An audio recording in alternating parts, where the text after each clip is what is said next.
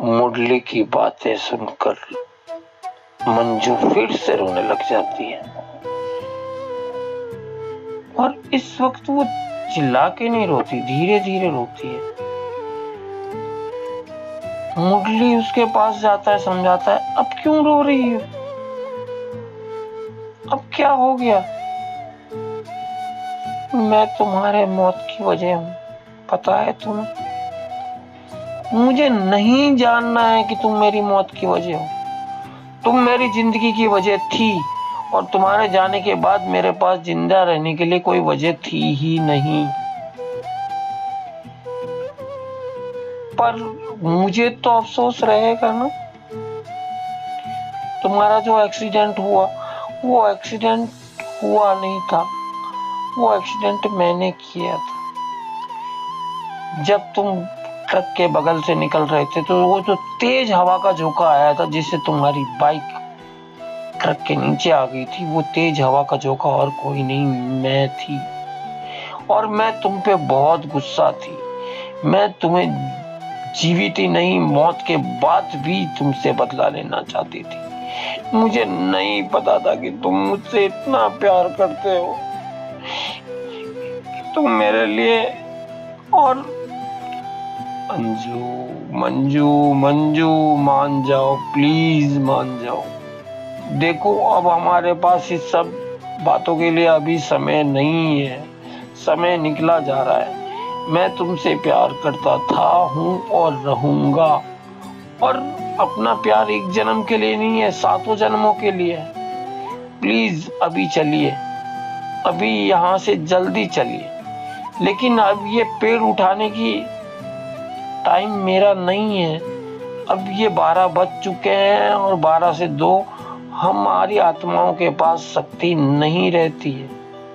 मंजू कहती है कि पर मेरे पास तो है ना। मंजू एक जोर की हवा का झोंका लेके आती है, पेड़ साइड हो जाता है। और अब वो मुरली जो कि रमन के शरीर में होता है, बाइक तेजी से दौड़ाता है।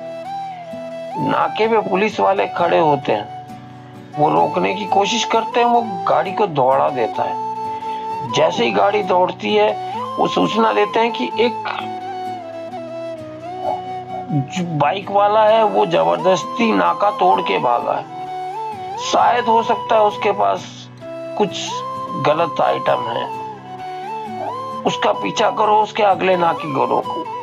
पर उनको अगले नाके पे जाना ही नहीं था, आगे कच्चा रास्ता था, वो कच्चे रास्ते पे उतर जाते हैं क्योंकि उनको तो जाना था एक शमशान में।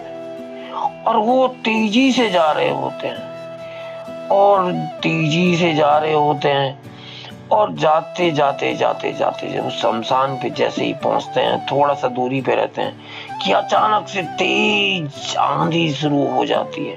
और इतनी तेज आंधी कि वो बाइक संभल नहीं पाती और बाइक नीचे गिर जाती है।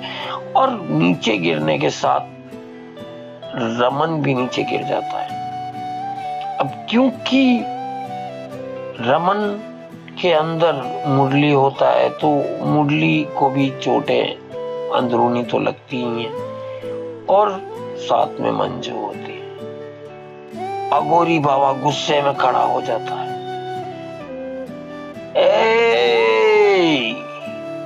तेरी इतनी औकात, तू यहां आ गया?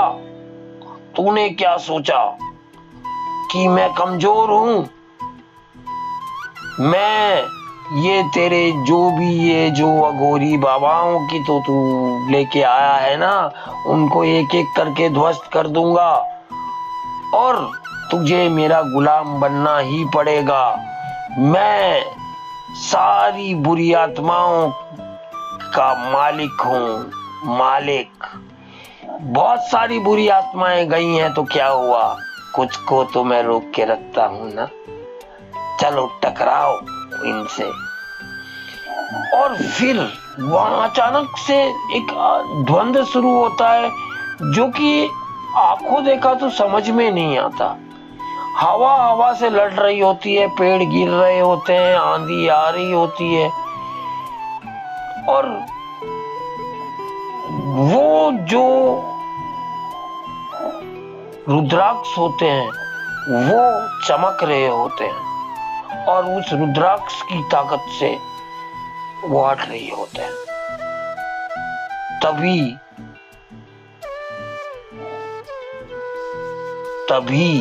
वो जो अघोरी होता है जिसका नाम होता है काली उस मंजी की चोटी पकड़ लेता है और चोटी पकड़ के खींचता है, जिससे मंजू चीख उठती है, मुरली मुरली, ये रुद्राक्ष उतार के फेंक दे, वरना इस मंजू का वो हाल करूंगा कि इसकी आत्मा बहुत तड़पेगी। अब तेरे पास एक ही उपाय है। मंजू कहती है, नहीं मुरली नहीं, मर तो हम वैसे ही चुके हैं, लेकिन हमें अपने दोस्त को नहीं मरने देना है। हमारी आत्मा के साथ ये क्या कर लेगा? तुम वो रुद्राक्ष उतरा के मेरे लिए नहीं फेंकोगे?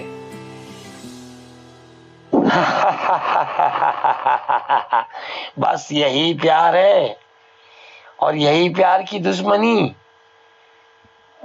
जल्दी से रुद्राक्ष उतार के फेंक, वरना 1-2 मिनट के अंदर मैं इस आत्मा को बहुत बुरा तड़पाऊंगा। इसको देख के तेरी आत्मा जो है वो अपने आप इस हरामी आदमी के शक से निकल जाएगी। जल्दी कर। मंजू कहती है, नहीं मुरली, तुम्हें मेरी कसम है, तुम्हें मेरी आत्मा की चिंता नहीं करनी है। वहां रमन एकदम से खड़ा हो जाता है। रमन, जिसके अंदर अभी मुरली होता है, उसे कुछ समझ में नहीं आता है। उसके हाथ सीधे होते हैं जैसे किसी लोगों ने उसे पकड़ रखा होता है, लेकिन कुछ दिखाई नहीं देता। अब आगे वो क्या करेगा? कैसे बचाएगा मंजू को? कैसे बचाएगा अपने दोस्त रमन को? या उनका अंत बुरा होगा और काली जीत जाएगा? ये सुनने के लिए अगली स्टोरी जरूर सुनिए। और अगर ये स्टोरी अच्छी लगे तो पिछली स्टोरीज भी प्लीज जाकर सुने आप, और हमें लाइक, कमेंट और शेयर करें। सुनने के लिए धन्यवाद।